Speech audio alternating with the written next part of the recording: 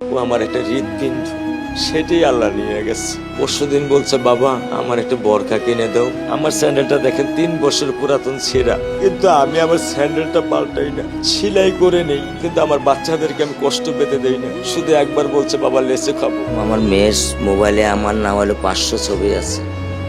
আমি এখনো সাহস পাইনি আমার মেয়ের একটা ছবি বের করে দেখতে। আমার সে সাহস নাই। আমি সে সাহস হারাই ফেলছি, কারণ ও আমার ছিল হৃৎপিণ্ড।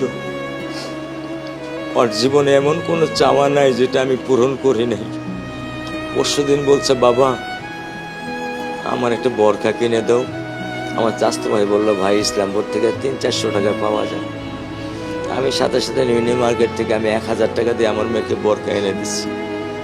আমি দরিদ্র, ভাঙা বাসায় থাকি, কিন্তু আমার সন্তানদেরকে আমি কখনোই দারিদ্রতার